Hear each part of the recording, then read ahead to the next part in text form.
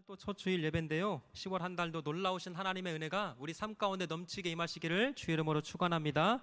마가복음 14번째 시간입니다. 오늘 본문의 내용을 다시 한번 정리하면 이렇습니다. 우리 주 예수님께서 다시 가버나움으로 돌아오셔서 어느 한 집에 머물고 계신다라고 하는 소문이 퍼지게 된 거예요.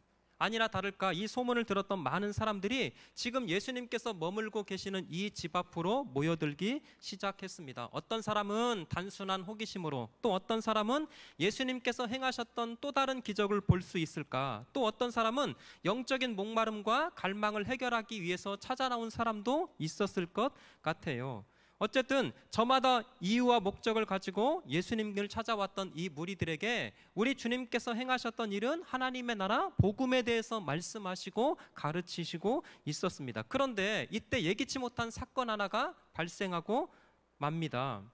이 4명의 사람이 중풍병자를 메워가지고 예수님 앞에 데려왔던 거예요. 그런데 이미 많은 사람들 때문에 예수님 앞에 가까이 갈 수가 없었습니다. 이들이 택했던 방법은 지붕으로 올라가서 그 지붕을 뜯어내는 것이었고, 그렇게 구멍을 내어서 중풍병자가 누워있는 상을 예수님 앞에 달아내리게 되었던 거예요. 근데 사랑하는 성도 여러분, 여기서 우리가 짚고 넘어가야 할 중요한 것이 한 가지 있어요. 먼저 2절에 보시면 이렇게 설명하고 있네요. 많은 사람이 모여서 문 앞까지도 들어설 자리가 있어요, 없어요? 없었습니다. 4절 한번 다시 띄워주실래요? 자, 이렇게 말하고 있어요. 무리들 때문에 예수께 데려갈 수 있었다, 없었다? 없었어요. 오늘 1절에서 12절까지 쭉 읽어보면 많은 무리들, 그 다음에 많은 사람, 많은 무리들, 그리고 13절에는 큰 무리, 이런 단어가 계속해서 반복되고 있다라고 하는 것을 발견할 수 있습니다. 그러면 오늘 이 장면에는 어떤 아이러니가 한 가지 숨겨져 있는데, 잘 보세요. 많은 사람들 때문에, 무리들 때문에 정작 예수님을 만나야 될 사람, 예수님 앞에 가까이 가야 될 사람이 정작 못 가고 있었다라는 거예요. 사랑하는 성도 여러분, 여기에는 굉장히 중요한 메시지가 있다고 생각이 들어집니다. 어쩌면 이 많은 사람 중에, 이 무리 중에 내가 한 사람일 수도 있다라는 것입니다.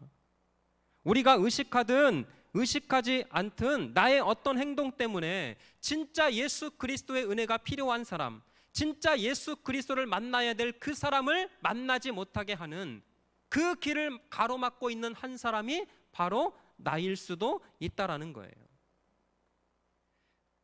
전주에서 발행하는 신문 중에 실로암 선교신문이라고 하는 것이 있습니다. 언젠가 이 신문에 실렸던 사건이 아직도 잊혀지지 않는 한 사건이 있어요. 어느 한 독자가 직접 이 신문사에 투고해서 글을 실었는데 그 제목이 너무나 슬프기도 하고 또 부끄러운 그런 내용이었습니다. 제목이 뭐였냐면 목사라서 더 못 믿겠어요. 어떤 내용인가 봤더니 한 성도가 사업을 합니다. 목사님과 계약을 맺고 여러 가지 공사를 진행했어요. 그런데 공사가 다 끝났음에도 불구하고 돈을 계속해서 안 주고 있었던 거예요. 이분도 교회를 다니는 집사님이었기 때문에 나름대로 성심껏 공사를 해드렸습니다. 그리고 공사가 끝나고 한참이 지났는데 오늘 줄게, 내일 줄게, 그렇게 미루고 미루더니 한참이 지났는데도 그 돈을 결국 받지 못하고 있었던 거예요. 처음 계약을 할 때는 내가 교회 목사다, 그렇게 목사라고 하는 신분을 앞세워서 일을 진행시키더니 끝나고 나니까 전혀 다른 사람의 모습으로 바뀌더라는 거예요. 이런 이기적인 모습 때문에, 이런 고집스러운 어떤 생각과 신념 때문에 진짜 예수 그리스도를 만나야 될 사람, 예수 그리스도를 만나서 구원받고 해결받아야 할 그 문제를 혹시 나의 어떤 고집스러운 생각과 행동 때문에 그것을 가로막고 있는 무리들 가운데 한 사람은 아니겠는가? 죄송하지만 시어머니 때문에 저는 교회 안 나갑니다. 며느리 때문에 나는 교회 절대 안 나갑니다. 우리 교회 어떤 장로님 때문에, 권사님 때문에 나는 교회 안 나갑니다. 혹시 그런 말이 들린다고 한다면 내가 이 무리들 때문에 정작 예수 그리스도를 만나서 인생의 궁극적인 문제를 해결받아야 할 그 사람을 가로막고 있는 것은 아닌가?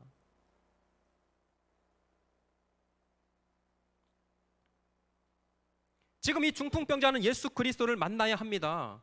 예수 그리스도를 만났을 때 육신의 문제는 물론 영혼을 고침받을 수 있기 때문에, 그런데 보세요, 2절과 4절에 보시면 수많은 무리들이 그 입구를 꽉 틀어막고 있어서 정작 진짜 예수를 만나야 될 이 중풍병자가 나아가지 못하고 만나지 못하고 있었던 거예요.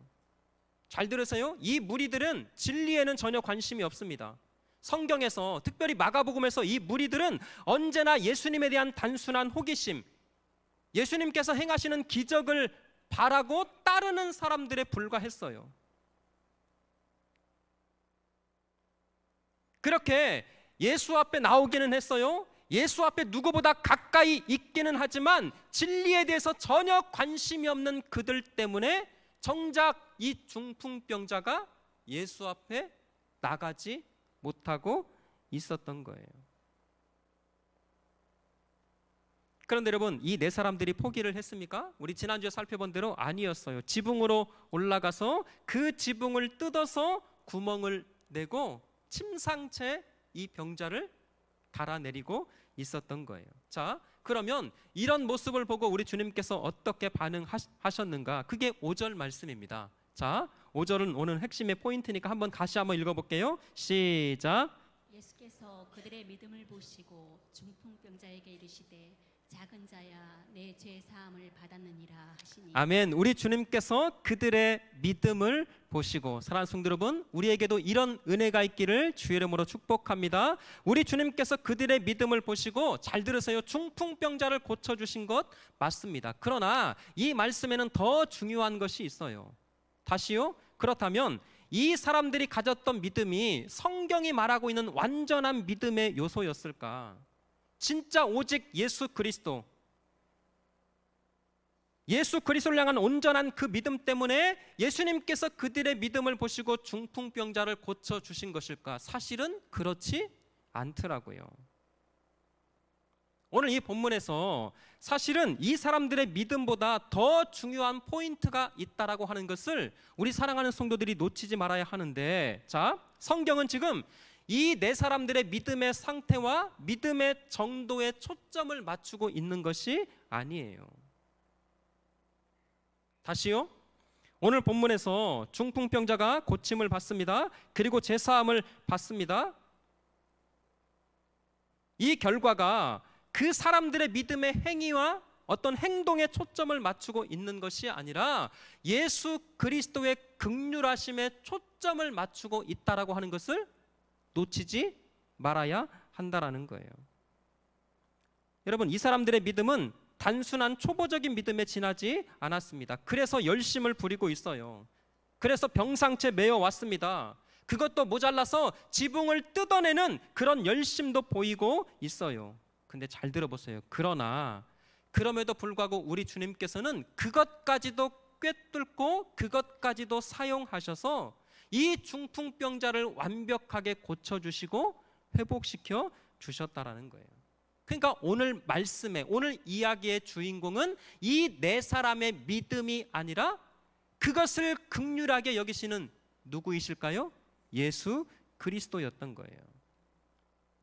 자, 또 하나 제가 그 이유를 설명해 드리겠습니다. 5절 한번 다시 띄워주시면, 예수께서 그들의 믿음을 보시고 중풍병자에게 이르시되, 자, 그 다음 밑줄을 꼭 쳐놓으세요. 작은 자야 내 죄사함을 받았느니라. 자, 저를 보세요. 지금 우리 주님께서 이 문제를 육신의 문제로 접근하고 있습니까? 아니면 영적인 문제로 접근하고 있는가요? 영적인 문제로 접근하고 있습니다. 그러니까 이 중풍병자의 문제는 단순히 육신적인 문제가 아니라 영적인 문제였다라는 거예요. 강조합니다. 성경의 핵심은 무슨 사라고요? 구속사입니다. 지금 이 이야기는 마찬가지예요. 결국 예수 믿지 않는 인생, 예수 없는 인생이 어떠한가를 고발하고 있는 중요한 사건일 수밖에 없는 것입니다. 인생의 궁극적인 문제, 그 죄의 문제를 해결하지 못하는 인생은 오늘 중풍병자처럼 온 몸이 굳고 마비가 되어서 스스로는 아무것도 할 수 없는 상태임을 오늘 성경의 사실은 보여주고 있더라는 거예요. 그러면 한 걸음 더 나아가 볼까요? 우리 인생의 그 문제를 넘어서 죄로 말미암아 찾아온 그 영적인 문제를 완전하게 해결할 수 있는 유일한 한 분은 누구밖에 없을까요? 예수 그리스도. 보세요. 그 구원의 그림을 담고 있는 선언이 바로 네 죄사함을 받았느니라. 예수님께서 그렇게 죄사함을 선언을 합니다. 그랬더니 6절 7절에 보시면 6절 어떤 서기관들이 거기 앉아서 마음에 생각하기를 이 사람이 어찌 이렇게 말하는가? 신성모독이로다. 오직 하나님 한 분에는 누가 능히 죄를 사하겠느냐. 자, 이 자리에 무리들만 있었던 것이 아닙니다. 이 무리들 중에는 바리새인들과 서기관들이 같이 있었어요. 그러면 보세요. 이 바리새인들과 서기관들이 왜 이 자리에 있었을까요? 예수님의 말씀을 듣기 위해서? 예수님의 말씀을 듣고 구원받기 위해서요? 아니었습니다. 이들은요, 수첩 들고 와서 예수님께서 하시는 말씀을 그대로 다 받아 적었어요. 그래서 혹시 율법에 비추어서 말 실수하고 있는 것은 아닌가?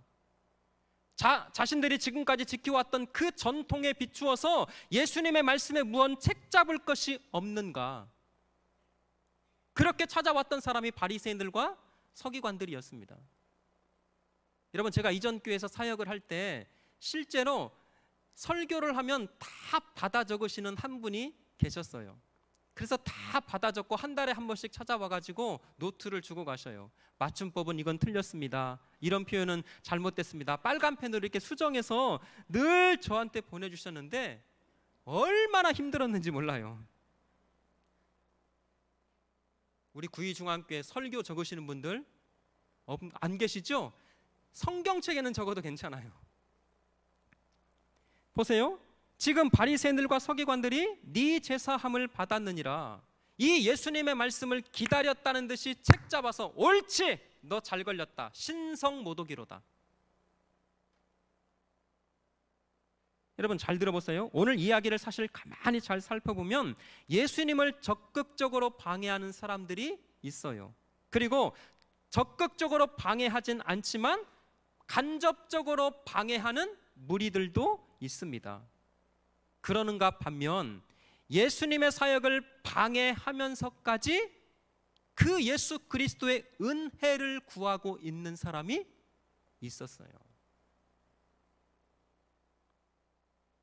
서기관들은 한 영혼이 예수님을 만나서 병에서 놓여 자유함을 얻었는가 중요하지 않습니다. 몸이 굳고 마비가 되었던 이 사람이 평생에 움직일 수 없는 그 고통에서 고침받고 해방이 되었는가, 그런 거 전혀 중요하지 않았어요. 이 바리새인들과 서기관들은 오직 자신들의 종교적인 신념만이 중요했습니다. 교회 안에도 있어요, 여러분들. 도대체 그까짓 게 뭐라고, 그렇게 뭐가 중요하다고 한 사람보다, 한 영혼보다 자신들의 어줍다는 그 신념 붙들고 예수를 방해하고 예수 그리스도의 말씀을 고발하고 있는 사람들이 있더라니까요. 자, 그러면 그들을 향한 오늘 예수님의 대답이 어떻게 말씀하고 있느냐. 자, 8절부터 한번 쭉 읽어볼게요. 따라와 보세요. 그들이 속으로 이렇게 생각하는 줄을 예수께서 곧 어떻게 아시고요? 중심을 보시고. 기억하세요. 우리 예수님은 사람의 껍데기를 보시는 분이 아니라 중심을 보신다. 곧 중심을 보시고 이르시되 어찌하여 이것을 마음에 생각하느냐. 9절 중풍병자에게 네 죄사함을 받았느니라 하는 말과 일어나 네 상을 가지고 걸어가라 하는 말 중에서 어느 것이 쉽겠느냐. 이 9절의 해석을 지금까지 많은 목사님들이 이렇게도 해석하고 저렇게도 해석을 해요. 제가 오늘 정확하게 말씀드릴게요. 자, 우리 성도 여러분들에게 한번 질문 드릴게요. 어느 것이 쉬운 거예요? 자, 죄사함을 받았느니라, 이것이 쉽다. 손. 나는 무슨 질문해도 손 안 든다. 그런 사람은 아니다. 일어나 걸어가라 라고 하는 말이 더 쉽다. 손. 나는 손 들기 싫다. 다시요, 잘 들으세요. 중풍병자에게 네 죄사함을 받았느니라 하는 말과 일어나 네 상을 가지고 걸어가라 하는 말 중에서 어느 것이 쉽겠느냐. 자, 10절 한번 띄워주세요. 그러나 인자가 땅에서 죄를 사하는 권세가 있는 줄을 너희로 알게 하려 하노라 하시고 중풍병자에게 말씀하시되 11절 같이요 시작 내가 내게 이르노니 일어나 내 상을 가지고 집으로 가라 하시니. 아멘. 잘 보세요. 지금 일어나 내 상을 가지고 집으로 가라. 예수님께서 바리새인들과 서기관들의 모든 생각을 꿰뚫어 보시고 아주 유명한 그 말씀, 그게 바로 10절인데요. 한번 다시 넘겨주실래요? 인자가 땅에서 죄를 사하는 권세가 있는 줄을 너희로 알게 하려 하노라. 그리고 나서 중풍병자에게 명하시되 일어나 네 상을 가지고 집으로 가라. 자, 이제 저를 한번 잘 따라와 주시면 고맙겠습니다. 오늘 설교가 좀 짧아요. 여러분, 예수님께서 죄사함도 선언해 주셨지만 이 중풍병도 확실하게 고쳐 주셨어요. 맞죠?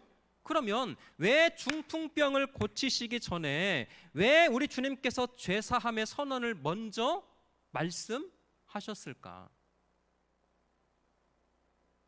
여기에는 예수 그리스도의 십자가의 복음, 예수 그리스도의 십자가의 은혜가 깊이 담겨져 있는 말씀이기 때문에, 사랑하는 성도 여러분, 저와 여러분들이 인간답게 사는 비결, 하나님의 형상대로 창조된 저와 여러분들이 그 창조된 존엄성을 가지고 그 예수 그리스도 안에서, 아니 하나님의 그 풍성한 생명을 공급받고 누리며 살아가는 비결은 단순히 육체가 고침받아서 해결되는 것이 아닙니다.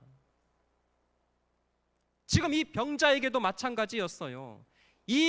그 사람 안에 깊이 뿌리 내리고 있었던 이 죄의 문제가 해결되지 않고는 안 되는 문제였습니다. 적어도 말입니다. 적어도 오늘 이 중풍병자에게 질병의 근원은 영적인 문제였고 심각한 그 어떤 죄의 문제였던 거예요. 그래서 우리 주님께서는 먼저 죄사함을 선언하셔야만 했던 것입니다. 다시요, 5절 한번 다시 띄워주실래요? 그래서 이 중풍병자를 이렇게 부르고 있어요. 중풍병자에게 이르시되 어떤 자야? 작은 자야. 이 말을요, 원어를 그대로 살려서 번역하면 이런 뜻이 있습니다. 아가. 우리 할머니들이 손주들 너무 이쁘면 어떻게 불러요? 아가. 그 단어예요. 아이고 내 새끼. 그러니까 하늘 아버지께서 당신의 택하신 백성들을 너무나 사랑스럽게 부르고 있는 호칭, 작은 자야, 네 죄사함을 받았느니라. 사랑하는 성도 여러분, 오늘 말씀이 너무나 중요한 것은 오늘 예수 그리스도의 이 죄사함의 선언은 그냥 말로만 던지는 것이 아니었어요. 이제 곧 짊어지실 그 저주의 십자가, 그 고난의 십자가, 수치와 조롱의 그 십자가를 담보로 하시는 선언이 내 죄사함을 받았느니라. 그렇기 때문에 예수님에게서는 우리 주님께서는 어느 것이 쉽겠느냐? 여러분, 죄사함이 훨씬 더 어려운 문제였어요. 왜요? 엄청난 십자가의 고난과 그 저주를 감내해야 했기 때문에. 성자 예수 그리스도 하나님 아버지와 단 한 번도 단절되는 그런 역사가 없었습니다. 그러나 여기 앉아있는 저와 여러분들을 구원하시기 위해서, 그 십자가의 그 저주의 형벌을 감당하기 위해서 그 십자가의 시간만큼은 하나님과 단절되는 그 엄청난 고통의 시간을 보내야만 했어요. 그래서 십자가의 그 고난과 형벌이 얼마나 크고 깊었던지 겟세마네 기도에서 땀방울이 핏방울이 되기까지 아버지여 할만하시거든 이 잔을 내게서 옮기시옵소서.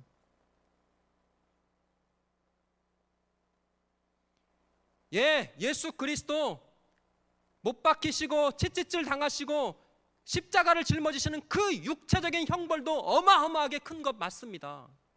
그러나 진짜 우리 주님께서 가장 고통스러운 형벌은 저와 여러분들을 구원하시기 위해서 오늘 이 중풍병자에게 내 죄사함을 받았느니라 이 한마디의 선언을 하시기 위해서 영원하신 그 하나님과 단절돼야 되는 그 칠흑 같은 기쁨과 통곡의 시간을 보내셔야만 했던 거예요.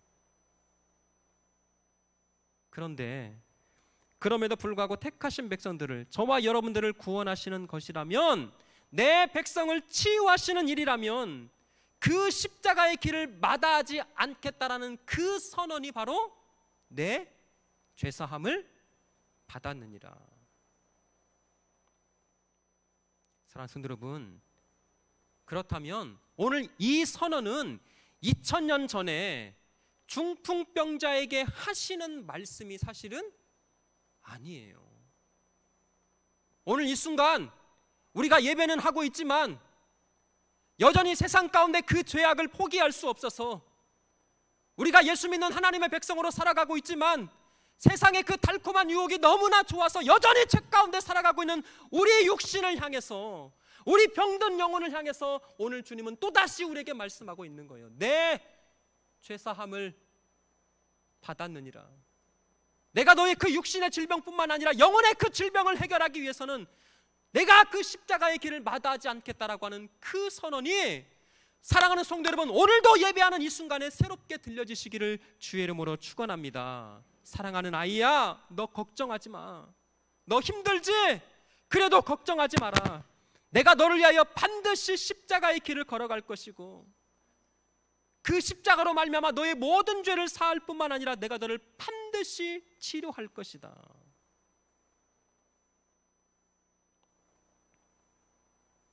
사랑하는 성도 여러분, 말씀 마칠게요. 우리에게 네 죄사함을 받았느니라 이 말씀을 선포하시기 위해서 우리 예수님께서 십자가를 지셨고 손과 발에 못 박혀 죽으셨습니다. 우리가 지난번에 살펴봤던 문둥병도 그랬지만 그 당시 중풍병도 사람들에게 손가락질 받는 질병이었어요. 무슨 죄가 그렇게 많아서, 무슨 죄가 그렇게 커서, 하나님 앞에 무슨 그렇게 큰 잘못을 저질러서 이런 몹쓸 병에 걸렸나. 여러분, 지금도 마찬가지지만 중풍병은 고칠 수 없는 질병 가운데 하나예요. 그래서 2000년 전에 문둥병도 마찬가지고 중풍병에 걸리면 손가락질 받을 수밖에 없었습니다. 아이고, 무슨 죄를 저렇게 많이 져서. 살아도 사는 것이 아니었어요. 살아있어도 한평생 수치와 모멸과 사람들로부터 오는 그 저주의 수치감을 가지고 살아갔던 이 중풍병자, 드디어 살아계신 예수 그리스도를 만나는 순간, 작은 자야, 아가, 더 이상 수치심을 가질 필요가 없다. 내가 너를 십자가로 구원할 것이고 십자가로 말미암아 너를 고쳐 줄 것이다. 사랑하는 성도 여러분, 이 놀라운 예수 그리스도의 십자가의 은혜를 다시금 회복하시기를 축원합니다. 십자가의 은혜와 감격을 붙들고 남은 인생 그렇게 살아가시는 우리 성도들 되었으면 좋겠어요. 오늘도 내일도, 아니 평생을 우리가 듣고 또 불러야 할 이름, 예수, 예수 십자가. 사랑하는 성도 여러분, 오늘 거룩한 주일 예배하는 이 한 시간마저도 예수 이름 앞에, 그 십자가의 은혜 앞에 감격이 없으세요? 십자가를 마음에 생각해도, 십자가를 머릿속에 품어도 그 십자가의 크신 은혜와 감격 속에서 어찌할 수 없는 반응이 없습니까? 여러분, 죄송하지만 다시 기도하셔야 돼요. 하나님, 나를 십자가 앞으로 다시 이끌어 주시옵소서. 나를 십자가의 그 앞으로 다시금 이끌어 주셔서 그 십자가로 말미암아 우리의 이 무뎌진 영혼이 치유받게 도와주시고, 우리의 잠들어 있는 그 영혼이 깨어나게 도와주시고, 그리고 그 십자가로 말미암아 우리의 육신의 질병까지 고쳐 주시옵소서. 그 십자가의 능력을 회복할 때 우리의 모든 애굽의 수치는 떠나가고, 우리의 모든 죄악과 육신의 모든 수치는 다 떠나가고, 그리스도 예수 안에서 그 십자가로 말미암는 참된 은혜와 평강을 누리며 살아가신 우리 귀한 믿음의 백성들 되시기를 주의 이름으로 축원합니다. 우리 같이 이 찬양을 함께 불렀으면 좋겠습니다.